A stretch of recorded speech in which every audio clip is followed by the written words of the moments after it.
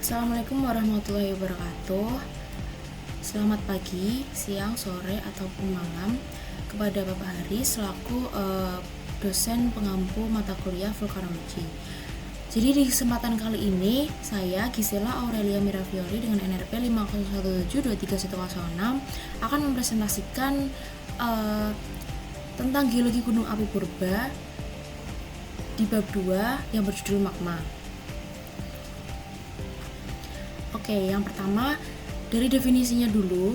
Jadi dari definisi magma sendiri itu banyak sekali para ahli geologi mengutarakan banyak definisi yang tercurah dari para ahli geologi. Nah, yang pertama dari McDonald 1972 bahwa beliau mengatakan magma adalah batuan kental pijar yang masih berada di dalam bumi atau yang sudah dilontarkan ke permukaan bumi. Lalu dari Williams and McBurney 1979 mengutarakan bahwa magma adalah suatu substansi alam yang seluruhnya atau sebagian berupa bahan kental pijar yang pada proses pendinginan akan membeku dan membentuk batuan beku yang tersusun oleh kristal atau gelas. Nah, yang ketiga dari Alswar DKK 1988 bahwa cairan atau larutan silikat pijar yang terbentuk secara ilmiah bersifat mudah bergerak atau mobile dan bersuhu antara 900 hingga 11.000 derajat Celcius dan berasal atau terbentuk pada kerak bumi bagian bawah hingga selubung bumi bagian atas.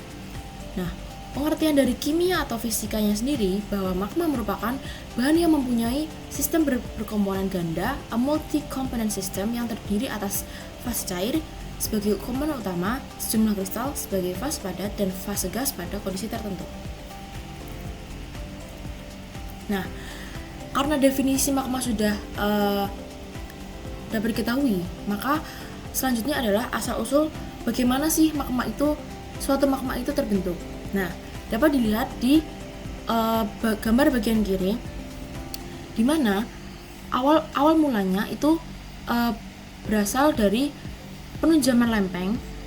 Nah, penunjaman lempeng ini berawal dari lempeng samudra yang lebih padat bergerak masuk atau menunjam ke dalam atau ke bawah lempeng benua atau lempeng-lempeng samudra yang lainnya. Nah, proses ini tuh terjadi di zona subduksi. Nah, zona subduksi sendiri itu apa? Jadi zona subduksi itu daerah batas lempeng tektonik yang terkonvergen. Nah, yang kedua terdapat dehidrasi kerak samudra. Jadi pada saat lempeng samudra semakin ke dalam, nah disitulah tekanan dan suhu itu semakin meningkat gitu. Nah, mineral yang kaya air di kerak samudra mulai terurai dan melepaskan air. Nah, disitulah disebut dehidrasi. Nah, pada saat itu air tersebut naik ke atas menuju mantel di atas lempeng yang menunjam. Nah, lalu yang ketiga ada pelelehan mantel, di mana air dari dehidrasi tadi menurunkan titik leleh batuan mantel. Nah, akibatnya sebagian batuan mantel mencair lalu menghasilkan magma. Nah, proses ini pelelehan magma tadi itu disebut partial melting atau pelelehan mantel. Pelelehan sebagian. Nah, yang keempat itu adalah pergerakan dan evolusi suatu magma. Nah, magma yang terbentuk lebih ringan dibanding batuan di sekitarnya itu sehingga bergerak semakin naik. Nah, pada perjalanan tersebut magma itu dapat berkumpul atau segregasi di kantong magma. Nah, lalu mengalami diferensial. Nah, diferensial itu adalah perubahan komposisi karena kristalisasi sebagian mineral. Nah, yang terakhir itu akan bercampur dengan magma lain atau dengan batuan kerak yang dilewatinya. Nah, yang kelima, terbentuknya gunung api. Gimana sih terbentuknya gunung api? Kenapa gunung api itu bisa terbentuk gitu? Nah, dari magma yang berhasil naik tadi ke permukaan, dia akan menjulang tinggi dan akan menumpuk. Nah, proses itu akan membentuk gunung-gunung api. Nah, Lalu gunung api biasanya berderet sejajar dengan zona-zona subduksi yang disebut busur vulkanik atau arc volcano. Nah, lalu suhu yang terdapat pada gunung api, suhu yang naik tadi biasanya tertera 600 derajat Celcius hingga 1400 derajat Celcius. Nah, ini menunjukkan rentang temperatur proses dari kedalaman hingga ke permukaan, seperti itu. Nah, pada hasil akhirnya zona subduksi itu menghasilkan deretan gunung api aktif tadi. Nah, jadi dari awalnya magma itu dari bawah cair lalu ke atas hingga dia membeku, lalu terjadilah gunung-gunung api. Nah, komposisi magma itu biasanya bersifat andesitik sampai riolitik, menengah hingga asam khas busur vulkanik. Nah, jadi intinya gunung api itu terbentuk di zona subduksi karena air dari lempeng samudra yang menunjang memicu pelelehan mantel.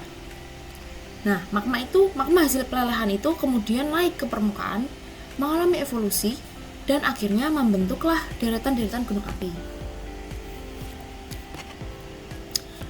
Nah, ini merupakan gambar pembentukan magma dan gunung api di zona penunjaman berdasar pembumbungan magma dari selumpung bumi. Nah, teori lama itu terdapat bahwa magma terbentuk dari panas bumi yang semula dan gradien geotermis sudah ditolak karena tidak sesuai dengan data suhu inti bumi.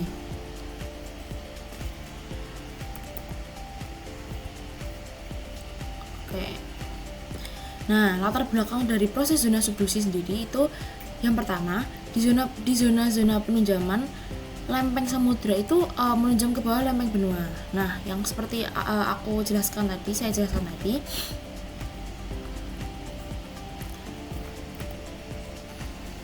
Nah, dari sifat-sifat fisik magma, kenapa magma itu mudah bergerak ke permukaan?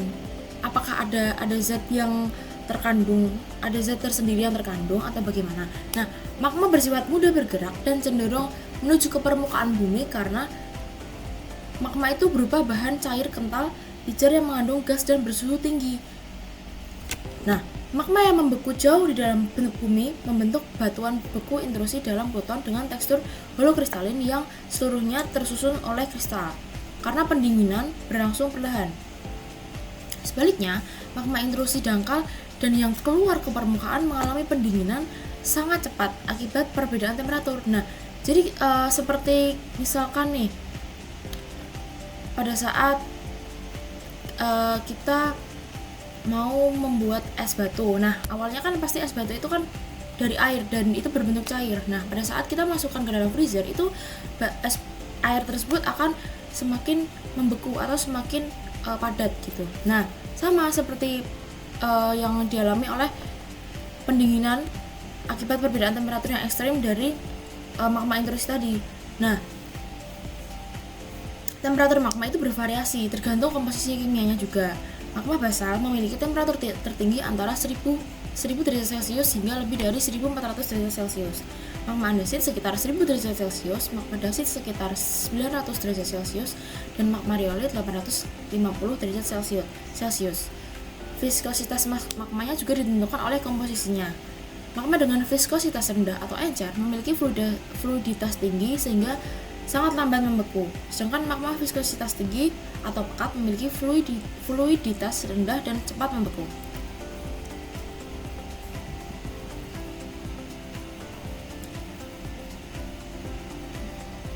Nah, magma terdiri dari bahan non-volatil, cair, dan padat, serta bahan volatil yang berasal dari gas. Nah, bahan non-volatil mencakup unsur utama yang membentuk oksida mayor seperti SiO2, TiO2, Al2O3, Fe2O3, FeO, MnO, MgO, CaO, Na2O, K2O, dan P2O5 yang mendominasi sekitar 99% komposisi. Nah, gambar pada yang sebelah gambar 4 klasifikasi batuan gunung api menurut Peserillo dan Taylor ini menunjukkan bahwa gambar ini dapat dilihat seperti gambar yang sumbu X ini, dimana ini SiO2 itu maksudnya adalah semakin ke kanan berarti kandungan silikanya itu semakin tinggi. Nah, semakin ke kiri atau di angka 45 hingga 50 derajat 50% ini 55% ini batu dapat diklasifikasikan bahwa batuan tersebut bersifat basa atau contohnya batuan basalt. Nah, bisa dilihat juga pada yang di tengah ini itu pada persera 55 hingga 65 itu batuannya intermediate atau contohnya seperti andesit. Terus yang bagian kanan, paling kanan ini itu yang paling tinggi atau lebih dari 65% itu batuannya batuan asam atau biasanya itu lebih kayak silika gitu, karena semakin ke kanan artinya adalah persenan silikanya itu semakin tinggi gitu. Nah, contoh persenan silika yang tinggi itu seperti riolit. Nah, untuk sumbu Y ini, jadi semakin ke atas kandungan kaliumnya itu semakin tinggi. Nah, yang di bawah, yang pertama ini seri tolelitik yang rendah K. Terus yang tengah ini seri alkalin yang sedang terhadap K. Terus yang paling atas ini seri high K alkalin itu tinggi terhadap K. Nah, jadi gambar ini tuh dipakai untuk menentukan seri magmatis suatu batuan gunung api. Nah, misalkan kalau kita nih punya batuan dengan SiO2 yang tinggi, SiO2 yang rendah, misalkan 50%. Nah, terus K2O-nya itu 0,5 nih di sini. Nah, itu termasuk ke dalam low K basalt di sini.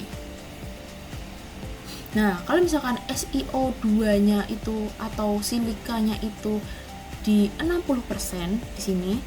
Nah, dan K2O-nya itu 2%, berarti di sini itu artinya termasuk high K andesit di sini. Agak sini di warna kuning ini. Nah, kalau SiO2-nya itu 75% atau di paling kanan artinya silikanya itu tinggi. Nah, terus K2O3-nya itu terdapat di K nih. Itu juga termasuk high K riolit. Nah, seperti itu. Nah, jadi diagram ini membantu untuk mengenali jenis dan seri batuan gunung api dengan melihat dari kadar silika dan kadar kaliumnya. Nah, dari sini kita bisa tahu nih apakah batuan tersebut itu termasuk teolitik, alkalin atau alkalin series. Seperti itu.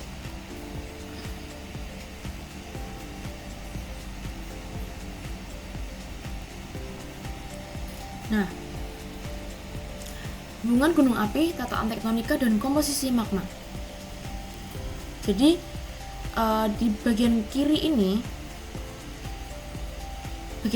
merupakan gambar penampang pemunculan gunung api berdasarkan teori tektonik lempeng. Nah, dari latar belakangnya gunung api itu terbentuk karena adanya pergerakan lempeng tektonik gitu. Nah, jadi lempeng bumi terdiri atas kerak samudra dan kerak benua yang bergerak di atas atenosfer. Ini ya, yang ini. Nah, terus interaksi antar lempeng inilah yang memicu terbentuknya magma dan akhirnya menjadi gunung api. Seperti asal usul yang tadi dari magma ke gunung api. Nah, itu interaksi dari kerak samudra sama kerak benua. Nah, terus yang kedua itu tiga zona utama pembentukan gunung api dalam gambar ini.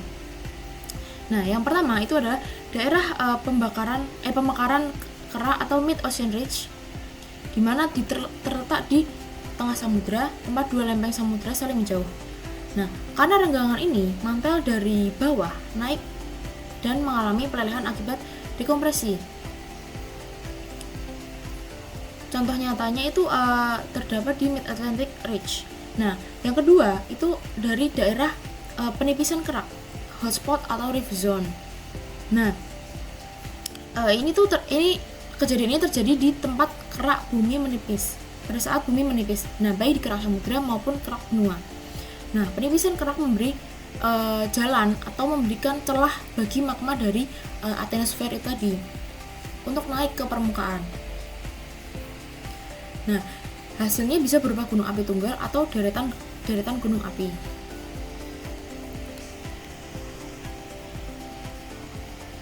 Nah, contohnya tuh ada di Gunung Kilimanjaro di Afrika Timur, Rift Zone, atau Hawaii hotspot di Samudra Pasifik. Nah, pada daerah penunjaman ini, di sini lempeng samudra menunjam ke bawah lempeng benua di bawah ini yang ada garis-garis ini, atau lempeng samudra yang lainnya. Nah, pada saat menunjam, lempeng samudra itu membawa air dan mineral terhidrasi yang kemudian menyebabkan pelelehan pada mantel di atasnya.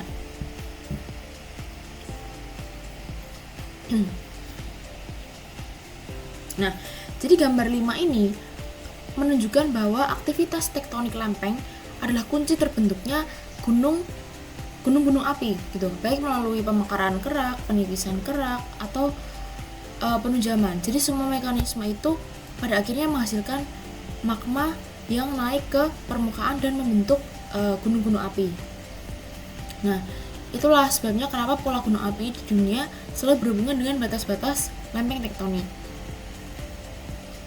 Nah, lalu selanjutnya untuk gambar ke-6. Gambar 6 penempang pergerakan lempeng kerak bumi. Nah, gambar ini memperlihatkan bagaimana kerak bumi atau litosfer itu selalu bergerak di atas mantel.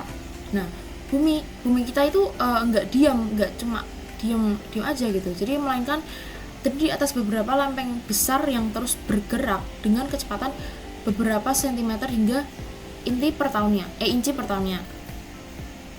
Yang pertama, itu ada Mid Atlantic Ridge. Nah, di tengah samudra Atlantik terdapat Mid Atlantic Ridge nih di tengah ini. Nah, Mid Atlantic Ridge itu apa? Jadi Mid Atlantic Ridge itu pegunungan bawah laut yang menjadi batas divergen. Pada zona ini, magma dari mantel bawah itu naik ke permukaan, membentuk kerak baru yang mendorong benua Afrika dan benua Amerika. Nah, proses ini dikenal sebagai seafloor spreading atau pemekaran dasar samudra. Karena pemekaran yang terjadi ini, makanya samudra Atlantik itu semakin lama semakin luas gitu, karena proses pemekaran tadi. Nah, yang kedua itu ada benua Afrika dan Amerika Selatan nih, yang kiri dan kanan. Nah, awalnya benua ini tuh menyatu ratusan juta tahun yang lalu, atau bisa disebut Pangea. Nah, lalu terpisah karena pemekaran samudra Atlantik tadi. Nah, gerakan lempeng ini di area ini tuh masih terus berlangsung hingga sekarang. Nah, itu sebabnya kenapa bentuk garis pantai Afrika di bagian barat dan Amerika Selatan itu kayak disatukan kembali gitu, seperti disatukan kembali. Nah, yang ketiga ada trench atau palung laut dan subduksi. Nah, yang paling barat Amerika ini terdapat trench atau palung laut yang sangat dalam. Nah, di sini lempeng samudra Pasifik itu bergerak menunjam ke bawah lempeng Amerika Selatan. Nah, proses penunjaman ini disebut subduksi. Akibat dari subduksi itu terbentuklah pegunungan Andes, gunung api, dan sering terjadi gempa besar di wilayah-wilayah ini. Jadi hubungan antara palung laut dan pegunungan di daratan sangatlah erat gitu. Nah, yang keempat itu ada East Pacific Rise. Nah, di Samudra Pasifik terdapat East Pacific Rise. Nah, ini yang sebelah bawahnya trench itu tadi. Nah, sama seperti Mid Atlantic Ridge tadi, di sini juga terjadi pemekaran kerak samudra di bagian bawah ini. Nah, bedanya kecepatan pergerakannya itu lebih tinggi sehingga Samudra Pasifik memiliki dinamika lempeng yang lebih kompleks. Itu bedanya seperti itu. Nah, terus kita akan bahas yang bagian kanan itu di Indian Ocean Ridge. Di Samudra Hindia ini juga ada ridge atau punggungan tengah samudra. Nah, Indian Ocean Ridge ini merupakan tempat terbentuknya kerak samudra yang baru. Nah, jadi hampir setiap samudra itu terdapat ridge yang menghasilkan kerak baru, seperti itu. Nah, terus ada lapisan mantel dan low velocity layer yang di bagian bawahnya Afrika ini. Nah, di bawah kerak bumi ada mantel. Nah, lempeng itu bergerak karena mantel bagian atas bersifat plastis sehingga memungkinkan adanya konveksi. Nah, pada gambar ditunjukkan adanya low velocity layer. Nah, low velocity layer itu apa? Low velocity layer itu lapisan tempat gelombang seismik yang melambat. Nah, lapisan ini menandakan adanya material yang lebih panas dan sebagian itu cair. Jadi temperaturnya itu lebih tinggi gitu. Nah, jadi di daerah ini itu menjadi jalur licin yang memudahkan lempeng bergerak di atasnya. Seperti itu. Nah, yang terakhir ada inti bumi atau core. Jadi paling dalam inti bumi itu bagian yang paling dalam, adalah yang paling inti lah, inti bumi. Nah, jadi inti bumi itu terdiri dari inti luar cair dan inti dalam padat. Nah, energi panas dari inti bumi menjadi penggerak utama pergerakan konveksi di mantel, yang pada akhirnya menyebabkan pergerakan lempeng tadi. Nah, jadi kesimpulannya, bumi itu terdiri dari beberapa lempeng yang selalu bergerak. Nah, yang kedua, di tengah samudra itu ada ridge, tempat kerak baru yang terbentuk. Di sisi lain, kerak samudra itu bisa menunjam ke bawah benua, membentuk gunung api dan menyebabkan gempa. Nah, proses ini tuh udah berlangsung jutaan tahun dan terus membentuk wajah bumi sampai sekarang. Jadi pergerakannya itu nggak cuman apa ya? Pergerakannya itu terus menerus gitu. Nah, dengan kata lain, gambar ini tuh menjelaskan konsep dasar tektonik lempeng yang menggambarkan bagaimana benua itu bisa bergerak, samudra bisa melebar, dan pegunungan itu bisa terbentuk. Seperti itu. Oke, sekian presentasi dari saya. Terima kasih karena sudah menyimak. Wassalamualaikum warahmatullahi wabarakatuh.